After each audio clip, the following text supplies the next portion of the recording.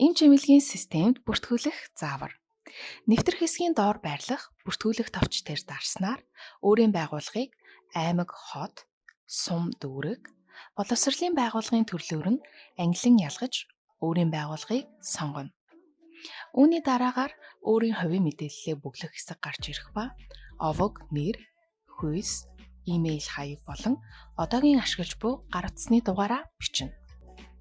Гар утасны дугаараа бичсний дараа код авах товчон дээр дарснаар таны гар утасны дугаарт 4 оронтой баталгаажуулах код зурвасаар ирнэ. Энэхүү кодыг баталгаажуулах хэсэгт бичнэ. Нууц үгээ үүсгэхдээ өөрийн утасны дугаараар эсвэл мартагдахааргүй тоонуудаар үүсгээрэй. Нэвтрэх нэр хэсэгт өөрийн бүртгүүлсэн утасны дугаар болон нууц үгээ бичээд нэвтрэх товч дээр дарж нэвтрэнэ. Үүний дараагаар багш ажилтан дэс рүү орж хүсэлт илгээх гэж буй багш ажилтны мэдээллийг програмд шивж оруулна. Овог нэр, регистрийн дугаар, албан тушаал, төрсөн өдөр зэрэг мэдээллийг үнэн зөв бүгэлсэний дараагаар багшийн эрүүл мэндийг дэмжих төвийн хүсэлт дэс рүү орон хүсэлтээ үүсгэнэ. Багш ажилтан хэсэгт бүртгүүлсэн багш ажилтныг сонгосны дараагаар тухайн хүний зовиор, өвчний түүх зэргийг Монгол Кирилл үсгээр шивж оруулан үзэлгээр илэрсэн мэдээллийг бүглэнэ. Шинжилгээ нэмэх хэсэгт дарснаар та тухайн багш ажилтны шинжилгээг оруулах хэсэг гарч ирэх ба шинжилгээний нэр, хийгдсэн онсаар, хийсэн лаборатори зэргийг бүглэсний дараагаар шинжилгээний зургийг оруулна.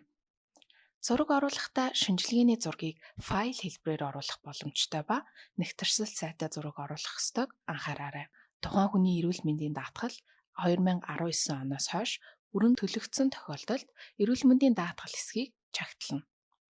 Танд нэмж бичих мэдээлэл анхааруулга зэрэг байгаа бол бусад гэсэн хэсэгт бичих боломжтой. Ингээд илгээх товч дарснаар таны хүсэлт илгээгдсэн төлөвт орно.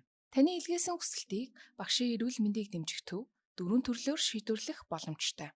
Эхний төлөв буюу хянагдаж байна төлөв нь таны илгээсэн хүсэлтийг багшийн эрүүл мэндийг дэмжих төв хянаж байгаа гэсэн үг юм.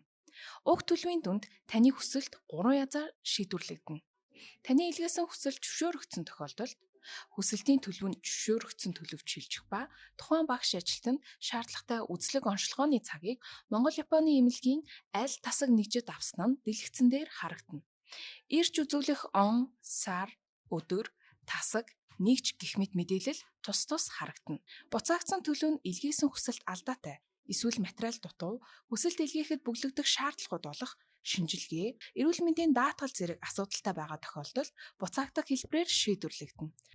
Дараагийн буюу татгалзсан төлөвт ямар нэгэн шалтгааны улмаас тухайн багш ажилтны хүсэлтийг хүлээн авахаас татгалзсан тохиолдлууд орно. Төрөлдсөн мэргэжлийн тусламж үйлчилгээ авах шаардлагагүй зэрэг тохиолдолд татгалзсан шийдвэр гаргах боломжтой. Мөн та 7 хоног бүр нэмэгдэх шинэлэг зөвлөгөө мэдээллийг зөвлөгөө хэсгээс авах боломжтой ба санал асуулга орох сануулга ирэх бүрт санал асуулга дэс рүү орон санал асуулгыг бүглэх боломжтой. Багшийн эрүүл мэндийг дэмжих төв.